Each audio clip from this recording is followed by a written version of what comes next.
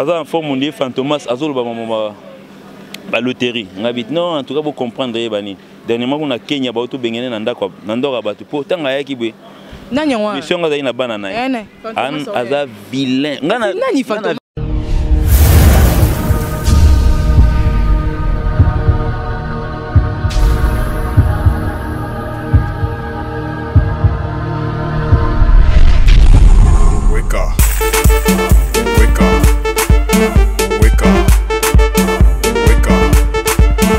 Mbote na bino bandeko balandia Vision Plus TV, hein? Très heureuse ya kokuta na bino sur mukola lelo. En tout cas mo yate climat vraiment kitoko pour na masolo kitoko quand to message ko la bino ba information ça se passe nulle part ailleurs kaka na Vision Plus TV bisika plutôt lingarama to ye ba tout décortiquer ba page à polémique nyoso ba lingara mingi ko publier biso to la rabino vraiment éclaircissement au fond et en large to ye ba masolo ngo ko tamola ndengi nini au sein ba musicien congolais. Alors déjà beaucoup y a bino moko polémique to guerre ou rando eza entre Fally Ipupa Ferrego là aussi Koffi Olomide.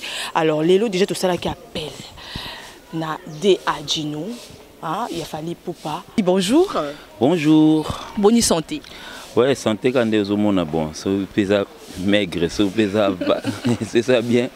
Na évité donc conjoncture n'a soit kinermo bomono lam qui bien comme sous lam qu'il faut mais avec la grâce de Dieu ça va. Vraiment dans ma solo parce que information bandeko ba causer là vraiment yango makasi ils a polémique mais ils a juste éclaircissement. Alors qu'est-ce qui se passe et l'oronini et ko sala que Fally Ferré guerre et comme makasi déjà héritier comment c'est qui Fabregas moi la bataille le baraté mais beaucoup de puis dans quatre masolo il y a la guerre donc ngai na niveau na direction artistique on a préféré ming na quand ba son aux beta ba jour le peut-être na vanda bona je comprends pas un germe qui est né comme ça bon je ne m'imagine pas na marambo je préfère peut-être tant sous na vandi boy tout sur la micro na décortiquer tant nzembo moko ya jeudi soir to monaka ailleurs te parce que tant to zotala to mona ba featuring ko salema na ba mboka musuka ya Afrika wa polémique eza le roi ya biso te ouais biso eza aza en forme mondial Fantomas azolo ba loterie ngabit non en tout cas vous comprendre bani dernièrement on a Kenya ba auto bengene na ndako na ndora batu po tanga yaki bwe nani wa mission ngaza ina bana na an aza vilain ngana nani Fantomas vilain kato bata kombo na suka poto kati Fantomas sango nani na pesoka mo ba indice le bal entre nous tenaye ba kombonete mais Fantomas c'est pas indie abotama na on a quartier na mo bando benge Fantomas banda kala mais ba renouveler quoi aza mwindu mais banzela lufu luka ba kendaka pe mo ba produit mo makasi ya ko ba ciment na apakola suka tela elo mo etela teza mbebo tela teza noir ma boko siko na éviter so fois qu'il pas vu oser quoi apesa bagan pour achapo liboko était là pour ça beta guitare na liboko ne longi au quand ça deux personnes ni quand ça là ti bagan libela na bi frère tenza ngoma bete ko chatin ko ça no au bonga mo mukeme chapé awat ndeni était là ti moi ba remerciement en tout cas DA en tout cas ba remerciement na pesi ebele na ni na bato Vision na yo moko mademoiselle madame Landris mademoiselle hein ba longola mademoiselle na constitution quoi madame et que mademoiselle c'est la soudain na évité mais informé tu comment appelle madame à partir déjà 18 ans madame donc yango na ngina biso Fiston Balabos yo nto senga pour la landi so tulia ko ani madame ça c'est pour amuser donc héritier minimum je dis merci à Coco Bangala à toi na bandala et si bon au coin na ngai côté na ngai au côté Palestine donc comme ça c'est bien à ta place à bimela au moins na bima lupango mo bo bima 17 personnes tour ya ko sala ba toilette wana lokwa na film mais na samedi na TV surtout Fantomas le trop je connais chez toi on va venir avec cette caméra et puis on jette ça sur un ZT pour filmer ndenge où il est la cantine Yamaï pour que nous laver. Okay. Mais tu es chaque fois à la télévision le dimanche avec ton costume là, un mot costume il y a soirée, il y a ngenga, oui on a une émission d'enfer. Il faut avoir de la tenue donc on sait comment tu as grandi mais bon bref. Ça c'est entre nous. La c'est pas le directeur artistique, il y a un groupe Ebele Mbote, il y a Jules Kibens, nani sœur Nabiso nani quartier latin comment ça s'appelle Wankoro nani Cindy Le Cœur, Adada na PC Mbote. Adada azalaka azana Villanova. C'est sur caisse. C'est sur caisse. Parlons Villanova. Adada bon. Lugano na ibi sikate mais natanga dada wala nyo yebi kasa longo lingando to provoque tout le lokola adada na yeba kisaki yena kuna mais to pesa na ye combo comme ça mukoto zo combo sikato changer adada OK nani sikundani na groupe nini na maison mère ils ont ADT en Kimpui je sais pas kakol bon ADT en Kimpui na OK c'est ni OK c'est baleke belete tetanga OK c'est mon bon natanga pas ka bosser voilà pas ka bosser nani Nikara, je pense que ça y est. D'accord. Et pas Robinho, ni guitariste Sauta. Mobi. Oui, Mobi. Oui, tu as c'est pour là, balé belé. Mobi, Mobi na PC Mbote. En tout cas, et puis na pas Arkelini na baté. Na PC Mbote. En tout cas, na PC Cashman les papi Chaco. Donc quand on demande, on la reçoit. Donc c'est lui, c'est toi. Florent Onina, je te dis bonjour un Congolais de Brazza. Chris Oyeri, Digital et Pops, Patrick Moubenga, je ne t'oublierai jamais. Même dans les malheurs, on continue toujours, on va toujours se battre dans ça, jusqu'à le jour où tu verras la liberté, parce que la liberté est créée dans la... On a mis ça dans le dictionnaire, pas pour rien, c'est pas pour toi, c'est pour tout le monde. Tu finiras par sortir, les gens vont mourir en pleurant. Donc je vais aux États-Unis, Yannick Messa, je dis bonjour, Thierry et Bamba, on appelle ça Blaise Lia Kimbote. Na pasteur nanga Pati Lipula. Yo na pasteur de. Na sambela. Pesi la pasteur nanga Mbote. Pasteur Pati Lipula Mbote na yo ngwala. Merci beaucoup Alors après mingi na pasteur mingi il y a Jean ba priya pa na ye, un prophète donc c'est mon frère aussi. D'accord. Na pesi Mbote maître Olivier Liaki, Blaise Liaki et tout le monde qui me connaisse, en tout cas tous les groupes de Fali, ba Guy Molebe, ba Pichu Bongoso, j'ai dit bonjour, faire gagner la merveille. Maître Manix dit bonjour, donc Fali Poupa va bientôt revenir parce qu'on va commencer par Cotonou. Donc il y a tout bêti. Puis qu'on est arabe à nous le bastade. Au bas de anniversaire, 10e anniversaire, on a Boba Ibolaka et bastade, ça des martyrs et Simbate. Oui, notre pays est fait de plusieurs administrations. Au moins, on a mon administrateur chinois. Vous venez lundi. Au moins, gouverneur de la ville a rappelé moi parti ni mon boya nini il pas aura décision on a commune pesant la décision donc tout comprendre était tout kende wapi donc en tout cas le stade des martyrs tôt ou tard nous allons jouer batpe la cap sur le stade du 20 mai moi petit l'autre et Betamara ah voilà merci beaucoup il y a bisous pour Betamara on a une polémique mais on ma question moi ma casse c'était pour ça na bimamba mon question moi ma casse Lucas ma casse na bien featuring na faire mkoni. En tout cas, vraiment, ma voix et puis, bon, dit me rappelle professeur. Alex Binocourt, à Pierre Binocourt, mais bon, dit me kate. Professeur Jules Kibens n'a pas ses mots. Professeur Ferregola, à côté quartier latin, ma soleil a C à Tombola, niveau Yawemba. Au moins, nous avons un moi mouké. Moni Lelo, en tout cas, c'est vraiment difficile. Le pays n'a pas monument le quoi Lumumba boy. N'est-ce limité on a. Oui, parce que tu as été politique. Bon, ça la politique, binom balena. Pour Lumumba bana politique, maman te. Non, non, comment? Lumumba bana politique, maman te Lumumba yemo ban, bazake belé. Mais certes, tant sou yenem ta prima qui, baninga mti balena c'est. Il faut jamais oublier ba monument à la musique na biso. Mutolo kwa Koffi Olomide, moi je n'ai rien à lui apprendre. Guitare ebo beta. Chanson ebo sala. Composer ebo composer. Nani aïbo sala. Il a besoin de former les musiciens. C'est ça. Aïbo sala. Quand quartier latin bandana en 1980, toyebi. Il faut se référer. Des fois il faut un peu être intelligent en soi-même. Ton quartier latin bandaka, faut mituna. Ngai na mbanzangungu wana est-ce que na kaza ina position ya roya ko pesa tout court kuna. Na mbanzangungu que j'étais bien. Na Angola, la frontière Angola, na la frontière na Songolo où j'étais. Est-ce que j'étais en mesure de pouvoir venir donner cours à une institution comme Quartier Latin? Laisse-moi finir. Naba année on a Seraba, maman, bon on a bossé comme titre en bon. Toute l'équipe est pour Quartier Latin. Première étape est là.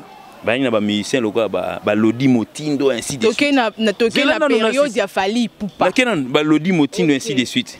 Ngai loko na terminé na bumba période. Est-ce que j'étais en mesure de pouvoir venir donner cours na Lodi? Mais babenga kioté, babenga kinde ferré. C'est ça le problème. Babenga kinde ferré, ay on peut ça des cours. Na sauté quartier latin grave. Ce quartier latin ba Sam Tintou. Ba loko ba Sam Tintou ba Eric Touti ba Babia Bani. Est-ce que moi à cette époque-là na Songolo que j'étais, est-ce que je pouvais aussi m'approcher pour dire que non, il y a erreur à cet endroit. Na sauté. Tout comme la période il y a Fally Ipupa, il y a Soleil. Est-ce que moi je me vois en mesure na Songolo que je suis venu à Kinshasa? Est-ce que moi j'étais en mesure de pouvoir venir dire à Soleil que non, Oyemba Mabe, Soleil Tengama Bopo Oyemba danger? Et depuis que moi je suis parti des quartiers latins, est-ce que quartier latin est mort? Quartier latin ne mourra jamais parce que le vieux Rambo est là, mais musicien, bravo! Tu t'es pour te donner la réponse toi-même. Tu t'es de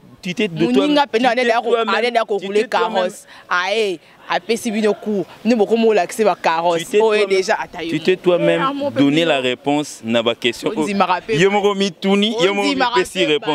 En tout cas, le vieux Quadra Koraman, quand il a eu ses Kora, avec quelle chanson et avec quelle voix dedans?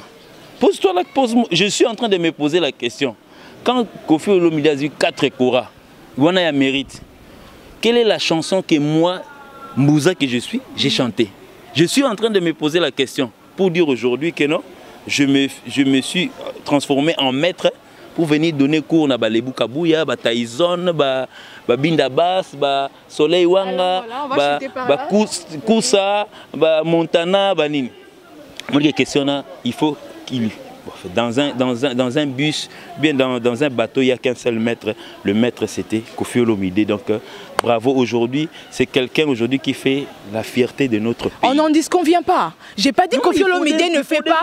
Je n'ai pas dit que Kofi Olomide. Je n'ai pas dit que Kofi Olomide ne fait pas la fierté. C'est un icône de la musique. Mais là, nous parlons des musiciens. Bon, d'accord. Marc Aouz, Cass. Ce qu'on Marc Aouz Penza, Marc Aouz Penza, Ebisangai, Marc Aouz. Et le monde a guitariste à solo. Vous m'appelez Batout. Guitar. Nami tout na vraiment excusez-moi. Nami tout na Landry. Pour nani na comprendre sur ces émissions là. Speaker Batunyo surtout na comment on est yaka. Na comprendre ça italien. Marc Aouz. Congolais. Mbunda. Congolais. Na ibieta. Marc Aouz. Le nom me dit absolument rien. Tu sais, nous on a grandi avec des noms congolais. Gino Liaki, Gino j'ai eu ça dans la rue. Comme on a Serge Liaki, on a mis Pessi comme Mbouza pour un peu Mbouza. Au début, on fait rigoler Mbote. C'est Marc Aouz. Pikas Mbayabo, je te connais. Marc Aouz, c'est Marc Aouz, Marc Aouz, tu peux se Mbote.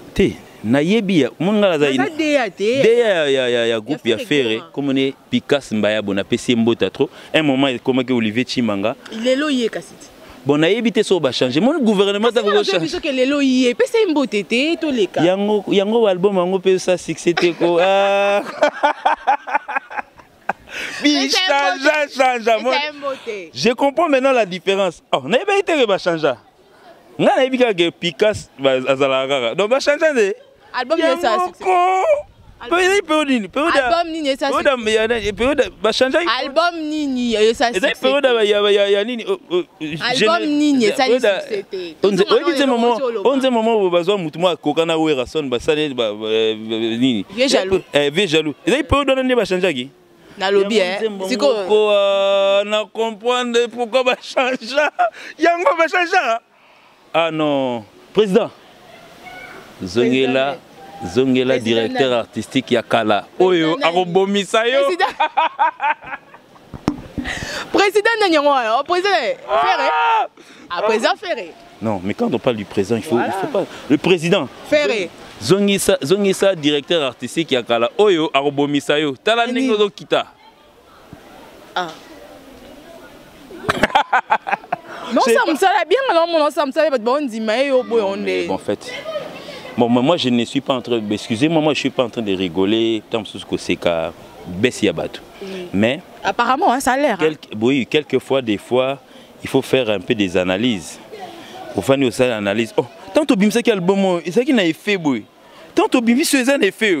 Oh, ils ont effet nini. C'est quoi yo mon mitala c'est là qu'est-ce que j'avais dit et bétaté.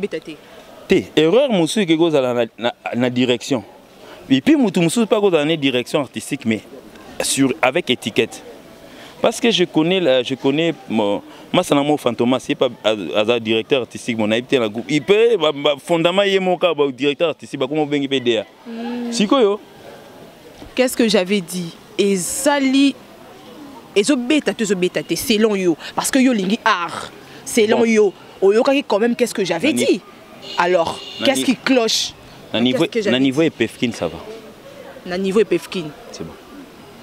Et le rebeta na trace yo beta na niveau Epefkin. Epefkin musu eza va no ba pesi moni vite a gagné coupe du Congo attends musu ba lobele on a TV5. Vous comprenez? Babino champion du Congo ya Congo et RDC Vita. Na pesi exemple ba dans Imana boke bangana Imanye, hein? Vita. Mais information elle qui na TV5. Mais faut très attention. TV5 elle qui na information qu'on a. Mais cela ne veut pas dire que l'on est Pefkin et comme qu'on a. Et Pefkin c'est bon. Mais à niveau Liga n'a nous rien. Qu'il faut nini pour beta Liga. Bon peut-être revenir aux anciens directeurs artistiques parce que bon là ça mais il y a mon nini choix na marque house. Yo ce qu'on a comprendre ils en rendre mon robin balé tunde. Mon nini ozana so tam so bano sa ba émission so mais ça na ko filmer na Hilaire par exemple. Mon adam si Hilaire aninga image au bidon on a changé Hilaire te pour ninga trop on changer caméraman. Mais au moment on a que émission na sala ka il y a période non mon on est bien parce que caméraman a ninga na te. Au période banani wa ninga na trop. Yo mon ko ça constant parce que net biso par exemple. Nous sommes dans un autre monde. On a fait droit chemin a été fait et puis faut voir des équilibres tout ça qui tant tout ouais peut être c'est droit chemin ba mo biso to yego ko en Arsenal parce que to jimila gi siko ba force bato na droit chemin na biso bato to côté na Arsenal et zo ki mo ninga na muke mais tant on a ko récupérer makambo na power nzambe na ngai donc veut dire yum to simbi succès il a fallu succès aussi bini mon succès ezaka banzembo fait bien audible et puis ça tire l'attention bon arrangement mais Robenga pe Mister na haute moi quand na me ko simba Robenga Mister no Mister yo zwat na coach na pitch moi solo mo les ala na opesa na opeka siko na fongoli ka téléphone na pied Obengi petit nanga Fantomas a komelenga ka po epsa que no sepeli na ba trophée en tout cas merci fallait alongoli biso soni mais wana sikoza et ya trompeuse mais azo le cas soupo abeta sous ba plan mais na yebi que je le connais en tant qu'humain. Il est vraiment content parce que na même la son il y a groupe na bino bosa la WhatsApp ndenge sepela na ba trophée. Frère, so tchetembe ba tchan siko. Tchetembe. Ah mon a tchenasi. Voilà, en tout cas, tu chuté déjà. Ouais. Je pense que tu aussi ici. Oui, on a famille Moulolo Mbote, on a pesi Nana Moulolo à travers Pati. Nana Moulolo, puis petit Nana na Belgique. Mais on a pu encore une marque à Ouzobengaï au coach. Non, mais c'est un. Est-ce qu'il parle français au moins? Il parle très bien français. Ah, tu crois? Il parle anglais. C'est un nom apparemment, c'est pakistano-espagnolo, je sais pas. Bon, peut-être, bon, tu peux peut-être passer son numéro, mais s'il ne s'exprime pas bien en français, bon, ça c'est inutile. Parce que moi, je suis bilingue. Ok. Bon, trilingue. Na pena moi Kimbuza. Alors, appelle Kimbuza. Nyonso. Abeta ma caisse. Alors Kimbuza. Nyonso. Ah ouais, voilà, muto fa pesa nga numéro na yeye ngana. 097. Et on chona yo beni. Voilà. En tout cas, votre vision plus. 097. T'es tout tika comment va être. 097. Oza na mutu. Na mutu ko. Non mais en tout cas vraiment faut faire très attention à quand on a un numéro na mutu. Tu risques peut-être moi na muke moi na muke à genre soko croiser na Fantomas. Po elongi na mkia ya ba chambre ta elongi. Bien, yaka. Mwana mkia ba chambre. Bela ngwa mimi azana ngo nzambe. Donc amona ma elongi mo ndengwa na boye na butu. En tout cas, keba na ba numéro mususu elongi wana yango te. Voilà, Bandeko Vision Plus, c'était là l'ambiance, hein, ambiance avec des Adjino, membre à bureau, il a fallu Poupa. En tout cas, vous comprenez. Et puis ingénieur de son à Tokos. Faut pas que ça soit bon. Ingénieur de son à Tokos. D'abord, musicien à groupe Fali. Oui. DA à groupe Fali. Oui. Et à toi t'es ingénieur de son sous. Il y en a combien trois. Triple. Siko yesko za na moko. Et puis moko na musique. On mi balé, un guitariste, ça peut se faire. Parce que moko na besoin na mbui po, mona petit moko bo Cédric. Bon, je respecte les gens. Cédric a comme pas quadre il paraît. Alors si c'est absolument lobater ou lobaké, ngam na bete ibo. Finalement, toi tu as joué quoi? Voilà, en tout cas, merci beaucoup à vous, Bandeko Vision Plus. Un grand merci parce que vous aurez toujours Wana Bosenga Kibiso, membre Moko ya bureau, il y a Afali Poupa, Balobi là. Alors, Balobi déjà. Balobi. Voilà.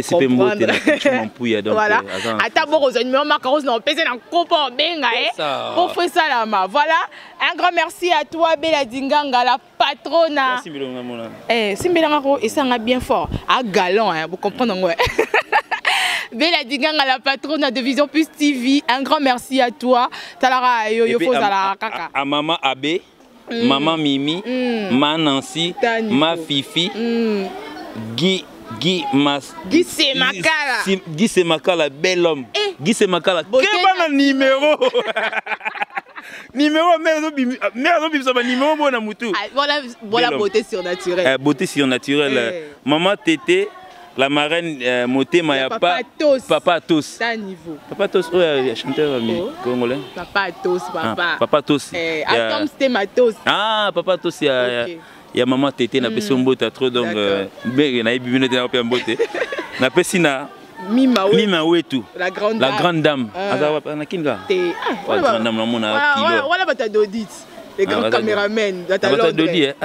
Ah Dodi so Mima Wetu bata Dodi. Na pesi sunda ni sisi. Ah oui. Ma Titi, la source de Maman Pasteur. Faut que tu aies une note. Ma Titi, la source de Maman Pasteur. Bon, tu peux essayer on est à Londres. Bon, au Coral à Londres. Oui, oui. Ah, ben à Coral à Londres. À Londres, on a parce qu'on a dans la Chine en Benza. Ok. On a zappé na Masananga ya kumbekimia. Chine en Benza kaka. Te nana nina. Ça viendra. Ça viendra. Voilà, en tout cas, maman dirigeante Elisa Pedro, Mounoko Bank, maman la biso. Ouais, oh, il y a Sanzara. Distributeur Ecosa, il y a Sanzara, t'as la raté. Maman Elisa Pedro. Il y a un cash manisiko. Il y a un cash. Donc, quand on demande, quel que soit le montant, quel que soit le prix, il te livre ça quoi. Non, à une minute, tu as ça. Ah, c'est grave. C'est pas Pichako cash money, mais c'est CEO. Voilà, en tout cas, un grand merci à toi, Ada Makengo, Ada Kabonzo, ma grande sœur propre, Aurélie Makengo, la bourgeoise de la famille. Aurélie Makengo, la bourgeoise, en tout cas, Makerli, Dorlis, Makerli, Roland Dounia, Sia, Nandeni Dodi, on a aussi. Patrick Opondo. Voilà, en tout cas, un grand merci à vous, hein, Binotou, Hilaire, la douceur. En tout cas, on se retrouve très prochainement avec le même plaisir d'ailleurs. Bye bye. Prochainement, il faut que vous reveniez un peu. Là, je serai un peu trop chaud parce que moi, Bouza, j'aime que ça soit un peu le soleil. Quand il n'y a pas de soleil. Mais là, moi, elle est boy. Température, elle est boy.